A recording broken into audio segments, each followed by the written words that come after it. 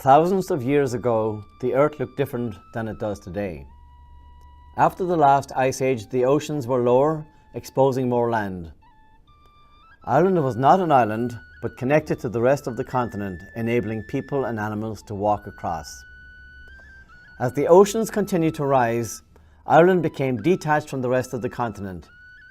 England followed, creating the islands in modern times. Humans were in Ireland over 12,000 years ago, when Ireland was mostly covered with trees. Ireland has a diverse landscape ranging from sheer cliffs to limestone rock to forests. During the Stone Age, all tools were made out of stone. Metal had not been discovered yet.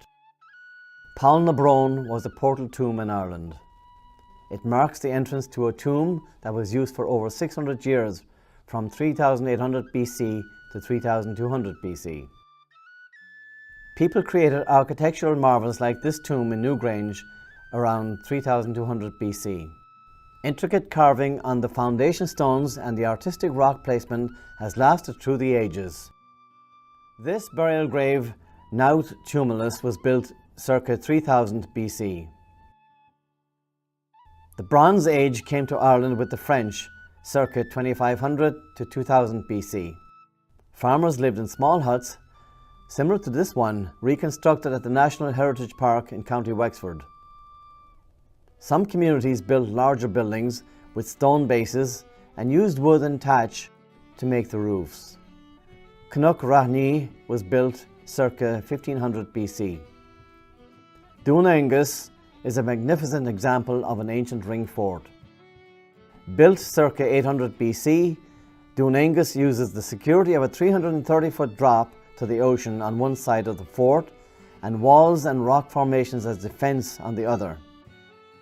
Bringing the Iron Age with them, the Celts settled Ireland around 500 BC. Ireland is one of the few countries today where the Celtic culture has survived. The Celts brought with them a new building style of round huts. The Celts also brought intricate metalwork and art that still influences Irish art today. The 5th century marked a great change in Ireland as Christianity was introduced, with its most famous evangelist in St. Patrick. Christianity was successful at converting the pagan Irish without bloodshed because the leaders blended pagan beliefs into Christianity, keeping the new religion familiar. Monastic settlements attracted people from far away and soon became centres of learning, the first universities of Ireland. Here the scholars taught literacy and preserved historical documents such as the famous Book of Kells. The Book of Kells is a famous illuminated manuscript which survived the Middle Ages. Illuminated manuscripts combine text and artwork on the same page. In the late 8th century, the Vikings discovered the bounty of Ireland. They raided Ireland over the next 40 years, targeting monasteries for their concentrated resources and treasures. The Vikings began to winter in Ireland in between attacks. Soon the Vikings began to settle in Ireland, bringing their families. Fighting was still fierce, but the Vikings gradually assimilated into Irish society, even becoming Christianized. Ireland owes its first cities to the Vikings, as well as the first minted coins to be made in Ireland. About 400 years later, in 1170, a Norman lord, Strongbow, was asked by an Irish king to help him defeat his enemies. The result was so successful, the King of England became concerned and visited Ireland to ensure loyalty from his lord, and thus started the Norman invasion of Ireland. Because of pushback from the Irish, the Normans built castle fortresses in troubled areas, bringing a new type of architecture to Ireland. Although a truce was signed between the High King of Ireland and the King of England in 1175, the Normans would continue to take over Irish land. By circa 1250, Normans controlled more area in Ireland than the Irish kings did. In 1601, Irish earls fought the English at the Battle of Kinsale. When the Irish lost, the last Gaelic chieftains left Ireland, paving the way for English takeover.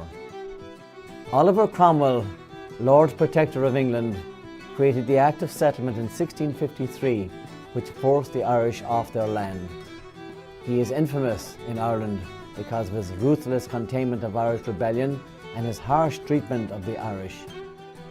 The English were now in charge. In the mid-1800s, the potato famine crippled Ireland. Most Irish relied almost solely on potatoes as their food, although they farmed many grains for English exports. When the potato crop failed from blight, millions of people died or immigrated, scattering the Irish across the globe.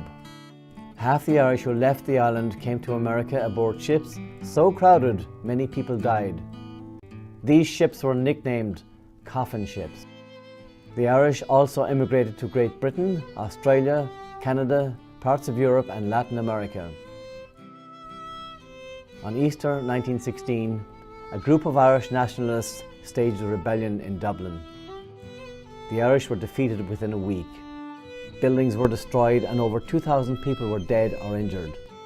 The English executed the rebellion leaders for treason, making them martyrs, paving the way for Irish independence. Increased violence on both sides led to a truce in July of 1921. A treaty was signed between Britain and Ireland in December of 1921 to declare Ireland a free state. Northern Ireland voted to remain a part of Britain. The treaty went into effect in 1922 and created what is now known as the Republic of Ireland.